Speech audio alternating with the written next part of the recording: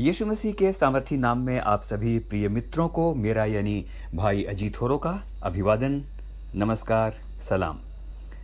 मित्र प्रभु का धन्यवाद करते हैं इस समय के लिए कि एक बार फिर से मनन की बेला हम में से हर एक के जीवन में परमेश्वर ने दी है। कुछ दिनों पहले तक हमने लगातार एक श्रृंखला पर विचार किया था, विमर्श किया था, और वो श्रृंखला थी मत कहिए। अब एक नई श्रृंखला आरंभ हुई है और ये श्रृंखला है मत देखिए। तो धन्यवाद करते हैं कि आज इस श्रृंखला की दूसरी कड़ी है जिस पर आज हम विचार करने जा रहे हैं।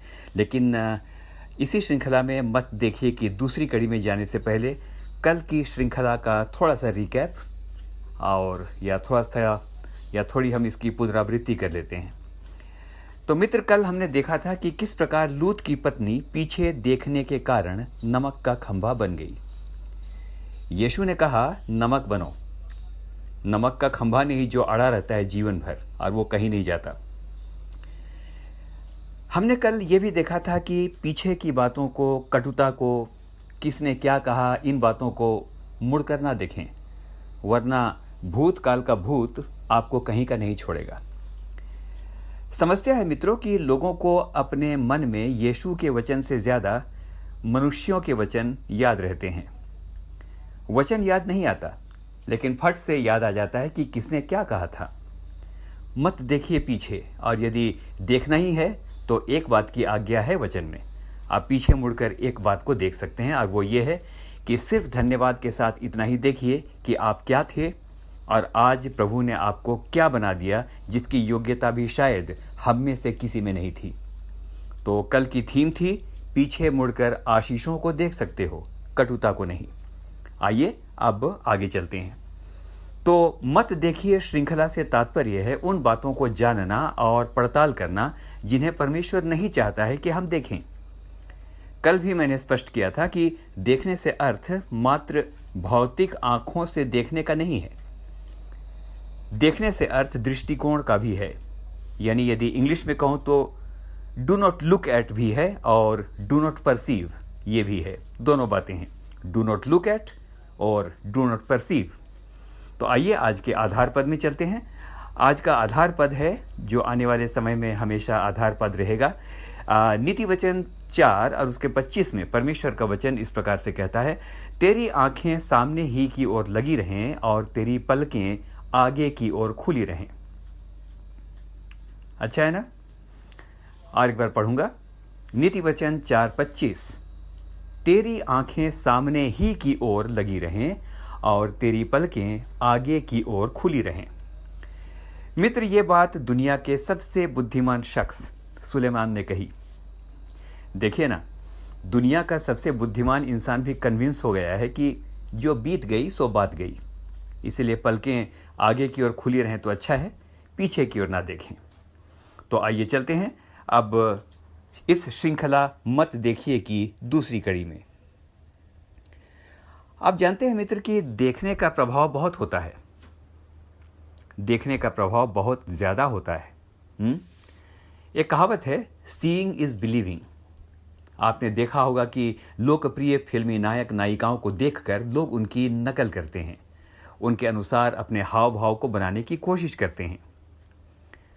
तो जो कुछ हम देखते हैं वैसे भी हम बनने लगते हैं ना। हमने कल यही बात तो की थी।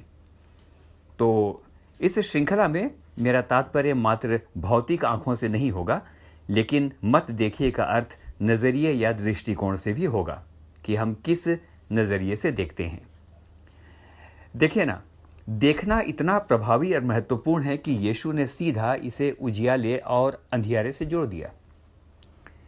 लूका 11:34 में वचन इस प्रकार से कहता है, जो स्वयं हमारे प्रभु यीशु ने कहा, तेरे शरीर का दिया तेरी आंख है, इसलिए जब तेरी आंख निर्मल है तो सारा शरीर भी उजियाला है, परंतु यदि आंख बुरी है तो तेरा शरीर भी अंधेरा होगा।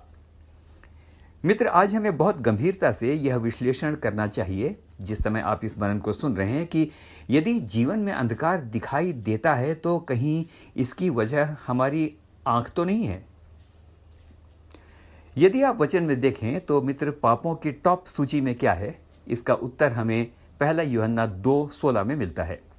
यहाँ लिखा है, क्योंकि जो कुछ संसार में है अर्थात शरीर की अभिलाषा, आँखों की अभिलाषा और जीविका का घमंड, वह पिता की ओर से नहीं परंतु संसार की ओर से है। ध्यान दीजिएगा, सबसे पहले शरीर की अभिलाषा का स्थान है, उसके बाद आँखों की अभिलाषा लिखी हुई है। लेकिन सवाल है कि आँख तो शरीर में ही है। लेकिन ध्यान से सुनिए, वचन ने आँखों के बारे में इतना महत्वपूर्ण महसूस किया कि उसने शरीर की अभिलाषा के साथ साथ आँखों की अभिलाषा को अलग अलग से परिभाषित किया है। आज के मनन का विशेष पद है उत्पत्ति 3 और उसका 6, और वहाँ पर यह लिखा है, सो जब स्त्री ने देखा कि उस वृक्ष का फल खाने में अच्छा और देखने में मनभाऊ। दोबारा पढ़ूं, सो जब स्त्री ने देखा कि उस वृक्ष का फल खाने में अच्छा और देखने में मनभाऊ और बुद्धि देने के लिए चाहने योग्य भी है, तब उसने उसमें से तोड़कर खाया और अपने पति को भी दिया और उसने भी खाया। यहाँ लिखा है मेरे मित्र कि सो जब स्त्री ने देखा कि फल देखने में मनभाऊ है तो उसने खाया। देखा तो खाया। मैंने इसके अंग्रेजी के वर्शन्स को भी चेक किया और जिस वर्शन को भी मैंने देखा वहाँ पर इंग्लिश के अंदर ऐसा है व्हेन वुमेन सॉ, यानी जब उसने देखा। यहाँ पर आँखों की बात आ रही है।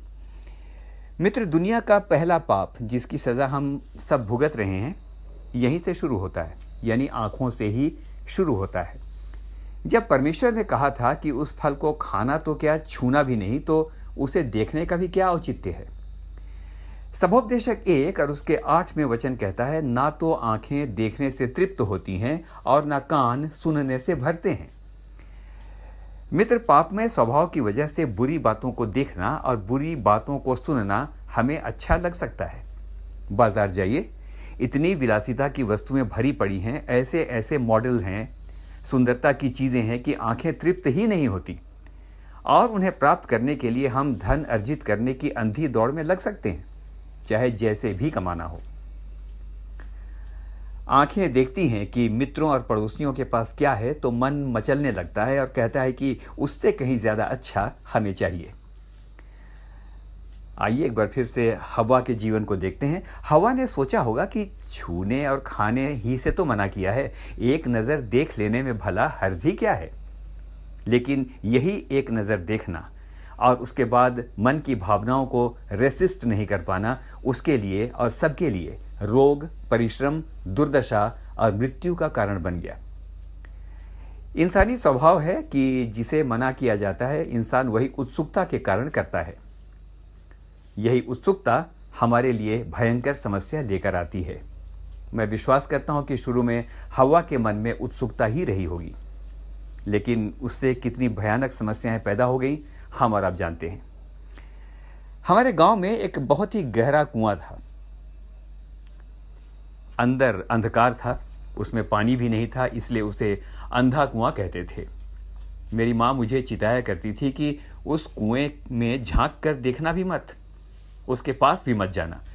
लेकिन मैं अक्सर वहां जाकर उसे उत्सुकता से झांक कर देखा करता था, जबकि जब भी देखता था अंधकार छोड़कर मुझे कुछ दिखाई नहीं पड़ा।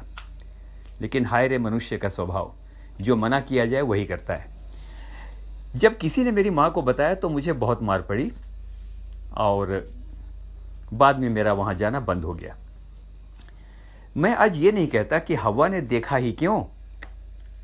मैं ये कहना चाहता हूं कि अगर देख भी लिया तो उसे चाहिए था कि वो परमेश्वर की आज्ञा को स्मरण करती और कहती, यदि इस फल को देखकर मुझे लालच आता है, मेरी भावनाएं भड़कती हैं, तो अच्छा है कि अब उसकी तरफ देखूं भी नहीं।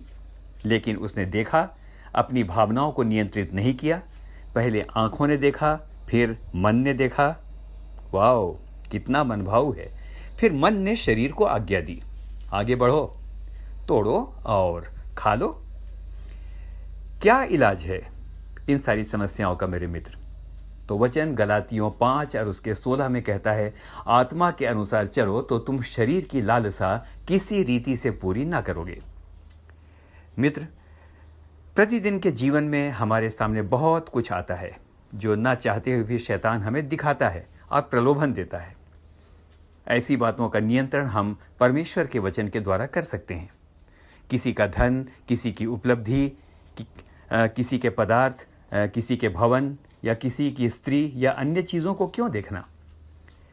भजन संहिता 119 और उसके 11 में राजा दाऊद ने इस प्रकार से लिखा, मैंने तेरे वचन को अपने हृदय में रख छोड़ा है कि तेरे विरुद्ध पाप न करूं।